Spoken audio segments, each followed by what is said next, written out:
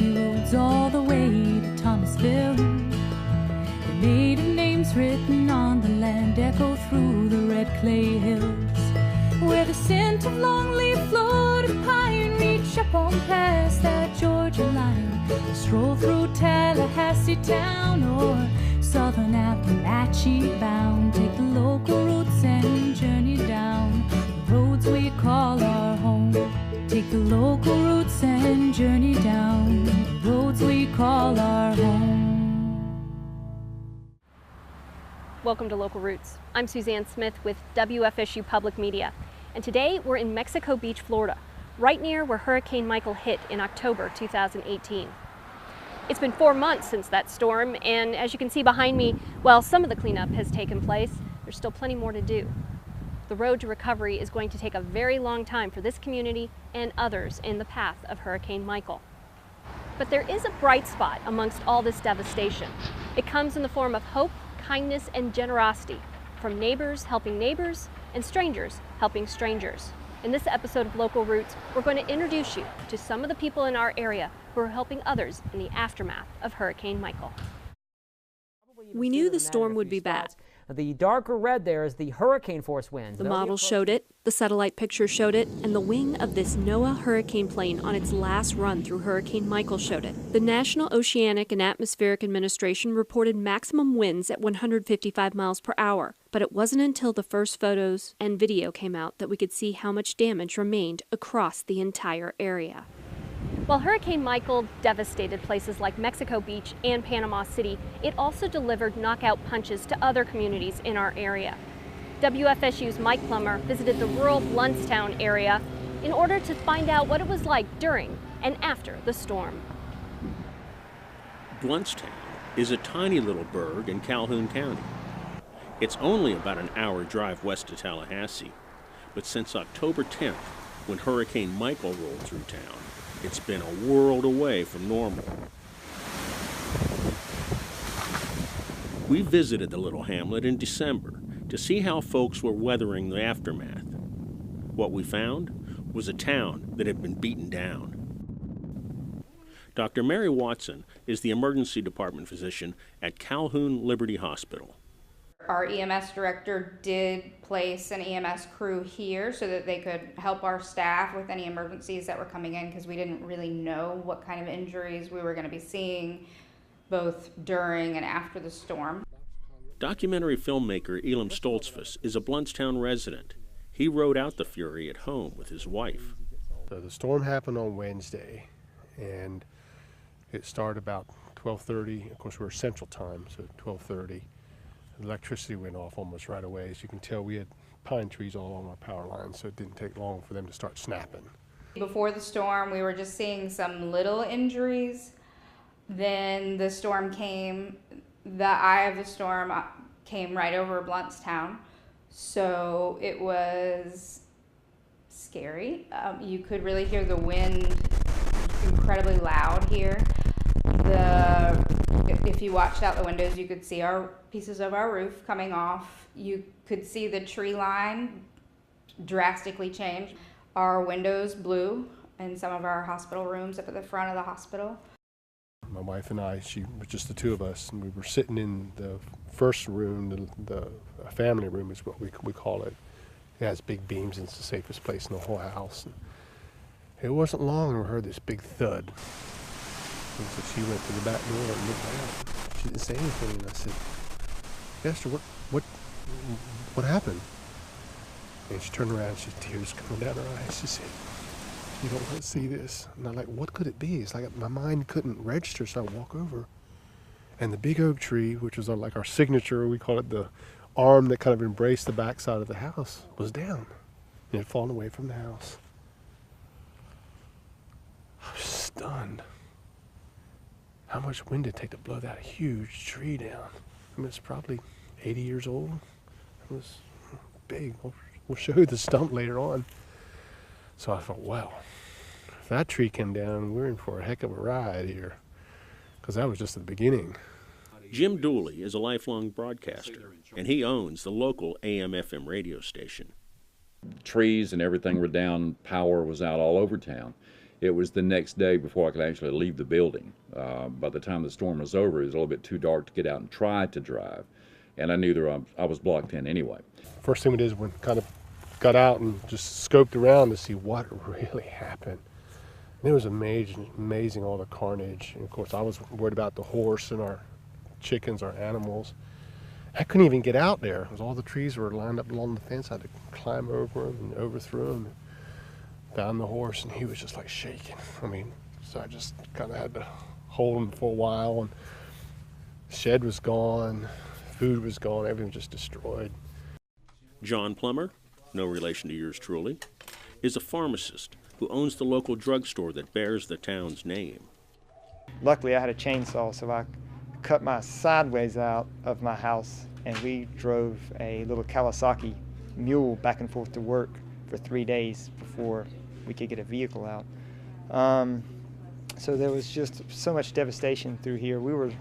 I was worried to death that a tree had fallen on the drugstore, or the drugstore had been blown away, just like the pawn shop next to us was completely devastated. We knew our neighbors were okay. We'd made connection with them, so we knew for our community, the 3 families here, that we were okay.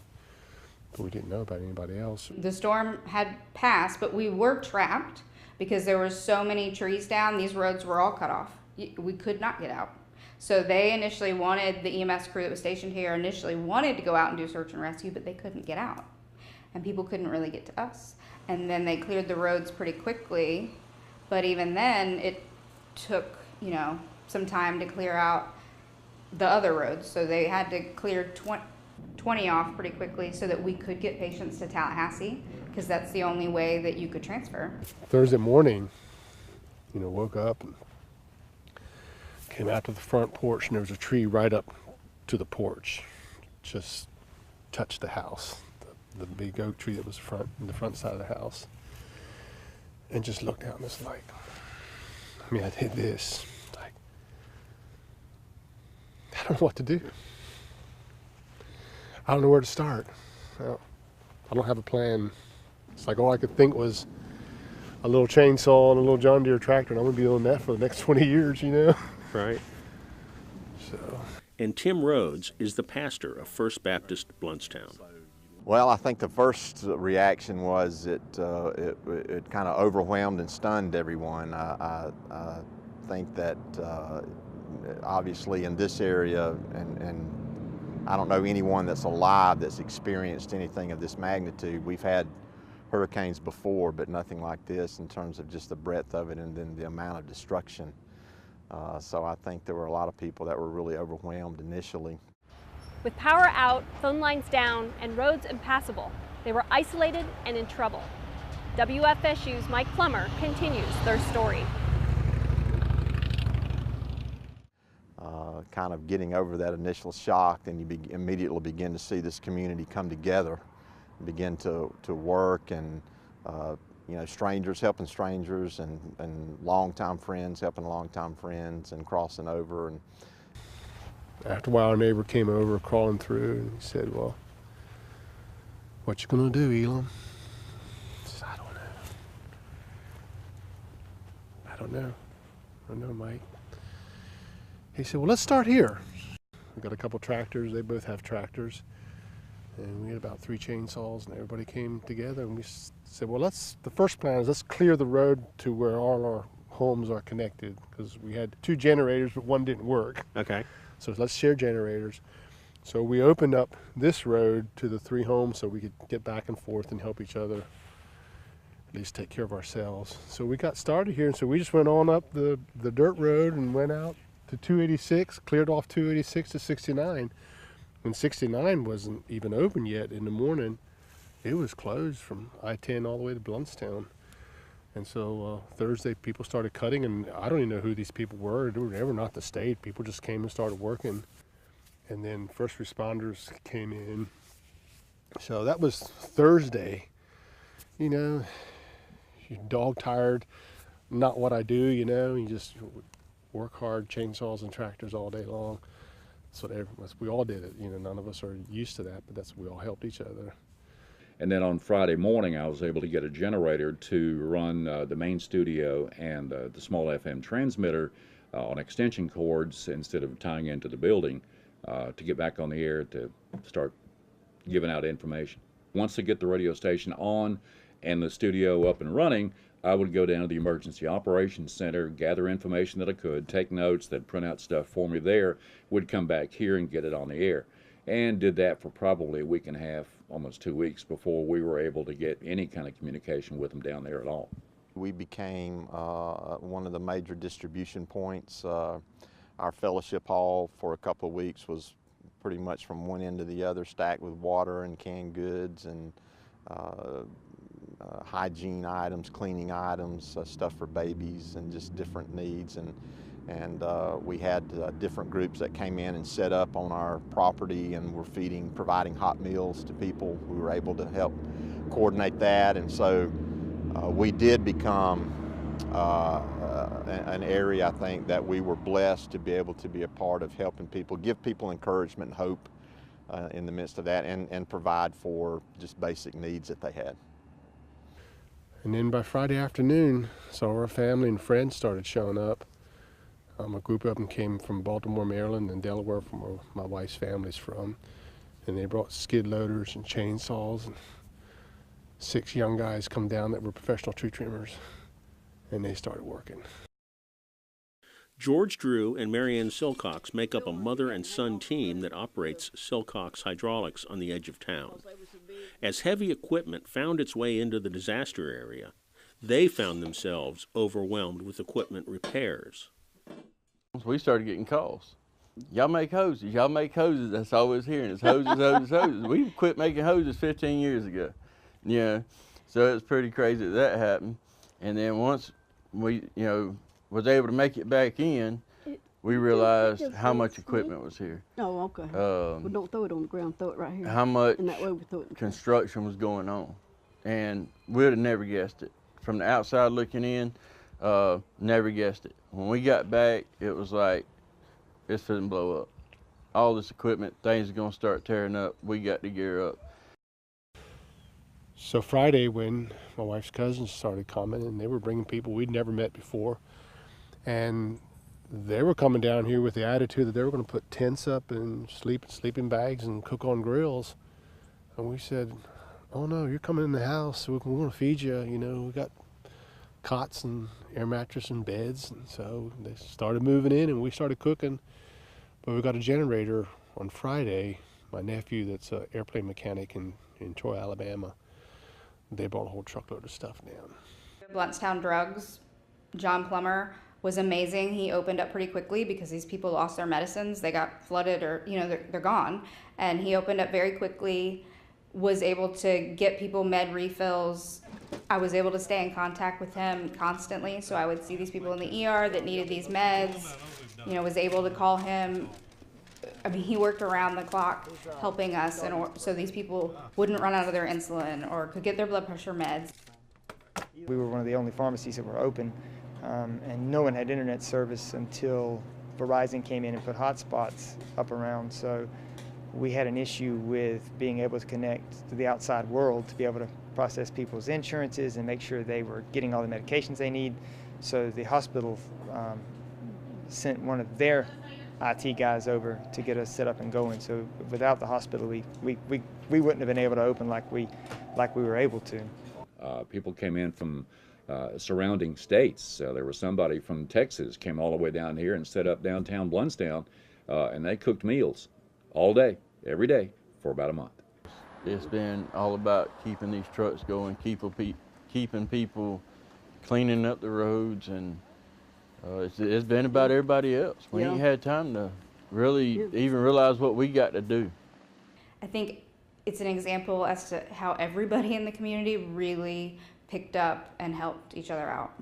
And he has worked several nights real late. I'm serious, and working on other people's stuff, so they'll have it. And that's, you work on everybody's stuff, and you don't do nothing for yourself. You do it for other people because you know that they need it. One of the neatest things is everybody helped each other. I mean, I had no idea people were so resilient and so determined and even skilled. I mean, almost everybody around here knows how to run a chainsaw or a tractor or something. And that's what happened. People would help each other and kind of got going. So, you know, FEMA didn't show up right away. They're still struggling here in this area. The second part of the storm that was overwhelming was the amount of goodwill and compassion that were poured out on our community. That was overwhelming as well. My Cardinal rep, which is who we get our drugs from here, they deliver every day, had called me, and she was on her way from Tampa with a crew of guys with chainsaws and with bottled water and food and tarps and supplies that they just gave out here in the community. And that was somebody that had driven 6.5 hours into a disaster to give help. This place here, it's coming. It's got a long way to go, but it's coming. We don't have stories like what you hear coming out of Panama City, where people gave up. And I mean, people here believed in it. They have hope. Blountstown, Florida. It took a pounding. It was beaten down. But it isn't knocked out. And they're slowly getting back up. In Calhoun County, for WFSU Public Media, I'm Mike Plummer. It's hard to believe the amount of damage across our area.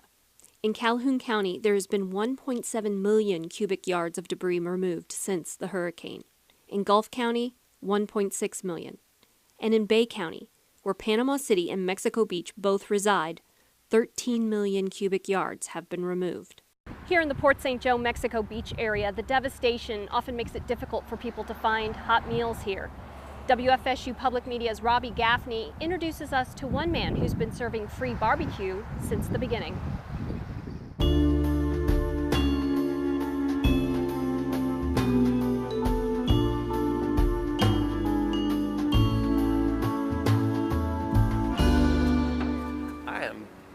Enjoying the beach.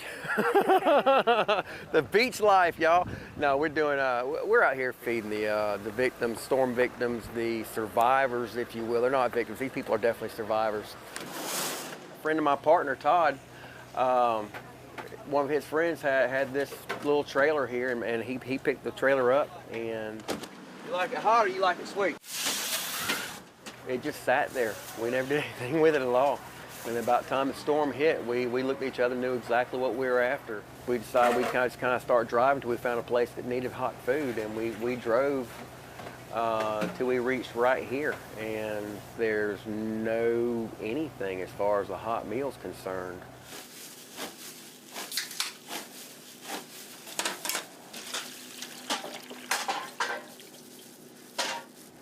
We had the anticipation that it would be just like, Dothan and Panama City. We'd be here, 4 or 5 days, and we'd get back to normal. But shortly after we got here, the people who are typically put in place for this, they did the unthinkable, which is pull out.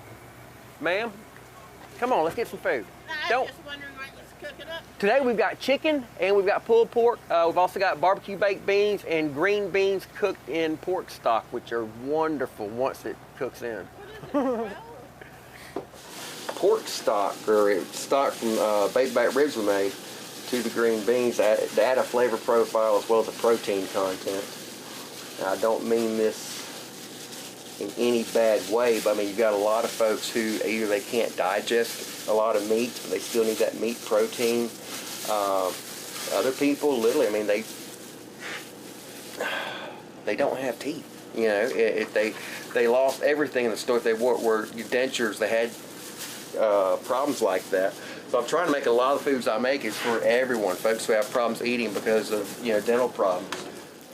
My mom is 98 years old, sitting on that car over there, and got to keep her fit and healthy. So is this place helping you out too? Yes, absolutely. We really love the food that they prepare here, Jarheads. And also behind me here on the left over there is the white tent, we call it. They have lots of supplies, cleaning supplies and things like that we occasionally need, and it's nice to have that. A lot of people around here depend on these two places. These are the only two places like this around here for quite a ways. You got these houses that are on stilts, and the top half of the house blew away, and we've got people who are living under the house in the stilt area, and they got tarps wrapped around the stilt, and they're still sleeping that way until they secure a place to live.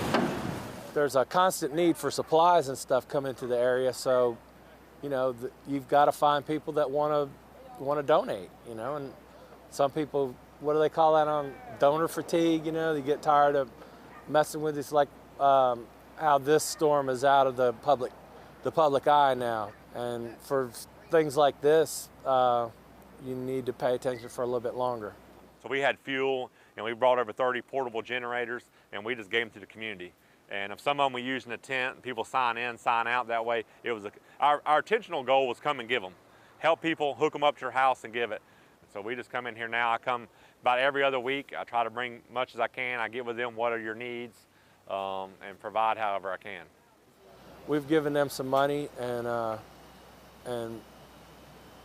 actually gave them one of those porta potties over there too, to just to help them any way we can. You know, it's you can't do everything, but you can do something. Do it.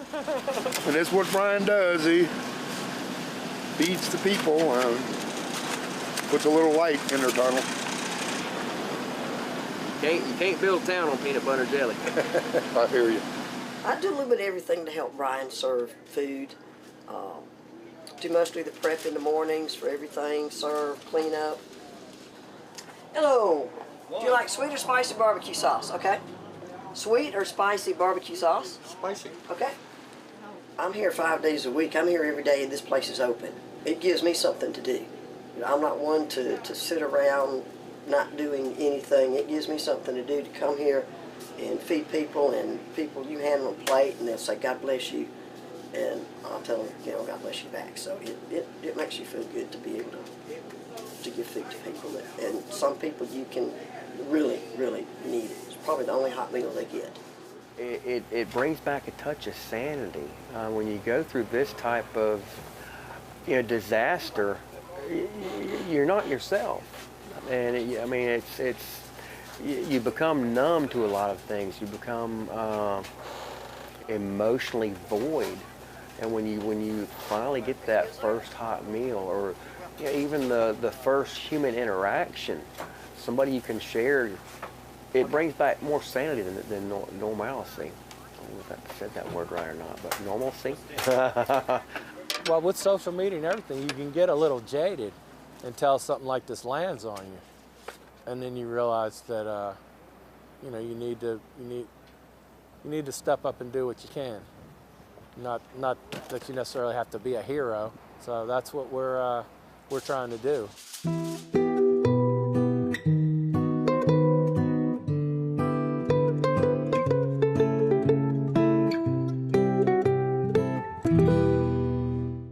Jar's Head Barbecue and their partner, Line in the Sand Foundation, estimate on their website that they've served over 30,000 meals. You can learn more about them at lineinthesandfoundation.org. Also, the white tent at the corner of Highway 98 and County Road 386 that you saw in that video collecting and handing out supplies, well, they announced this week that they have to return their borrowed white tent this Saturday. While they'll be shut down that day, they still plan to continue to collect and distribute items. You can find updates for them on Facebook at Ground Zero Mexico Beach White Tent. Many local organizations have also been helping out, sometimes on their own and sometimes with the assistance of a local government. In Panama City, one local group of survivors and businesses are working together to lend a helping hand.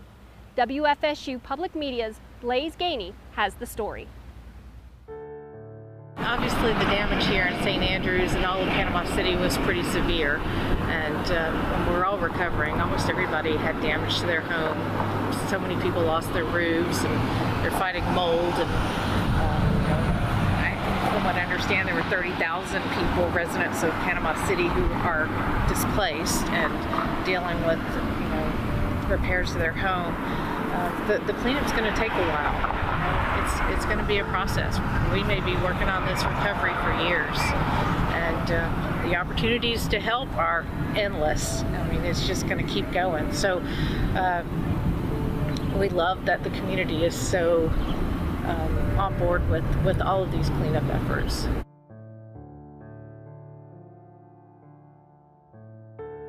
The historic district of St. Andrews was hit hard by Hurricane Michael. To help with the recovery process, the city started Operation Clean Sweep, an initiative led by volunteers who use bags, gloves, and other items provided by the city to clean up debris. In St. Andrews, Michelle Price and her group helped out. So when the city set up this program called Operation Clean Sweep, we took that idea to the merchants in St. Andrews and said, let's get together and have a cleanup for this area where we are, and they were all on board. So we put the word out that we needed volunteers to come help us clean up, and the response was incredible. We expected maybe we'd get 20, 25 people, 50 if we were lucky, but we had a total of 137 people come out and help us clean up. It was really an amazing response. But anyone can adopt any section of the city and organize a group to clean it up. It's very simple. You just go on the city's website and say, I want that section, and get your group together and clean it up, and it just is very simple to do. The city will provide you with trash grabbers and reflective vests and trash bags and whatever you need to get it cleaned up, and then you pile your trash bags or your debris on the side of the road and tell the city where that pile is, and they'll come pick it up for you.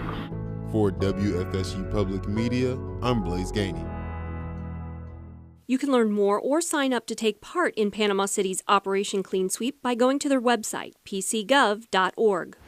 Neighbor helping neighbor, friend helping friend, and stranger helping stranger. It's clear that the helpers in the wake of Hurricane Michael have made a difference, but it's also clear that the need is not over, and it won't be for quite some time. There are many ways you can still help. In addition to the organizations we've mentioned throughout this episode, there are other programs available. In Panama City, the Charles Whitehead Foundation has been set up to accept donations on behalf of the city for Hurricane Michael relief. That information is at pcgov.org. The City of Mexico Beach is working with the Mexico Beach Artificial Reef Association to raise funds for the city. Learn more at mexicobeachgov.com. Rebuild 850 is another organization helping to raise money and connect volunteers across the entire area. Money raised is distributed through the Florida Disaster Fund, which is the state's official fund for assisting communities after disasters. It's administered by Volunteer Florida Foundation, which also helps connect volunteers with organizations. You can find out more about that at rebuild850.org. That's it for this episode of Local Roots. I'm Suzanne Smith in Mexico Beach, Florida. If you'd like to learn more about ways you can help areas hit hard by Hurricane Michael, check out our website, wfsu.org/localroots. We'll also be posting all of these stories on our Facebook page, so be sure to follow us there. For everyone at WFSU Public Media, thanks for watching. Have a great week, everyone. Magnolia trees greet the southern breeze in the land where rivers wind. Seeds that spring up from the past leave us treasures yet to find. Where our children play along the land our fathers build with honest hands. Take a moment now and look around the paradise we have found. Take the Lord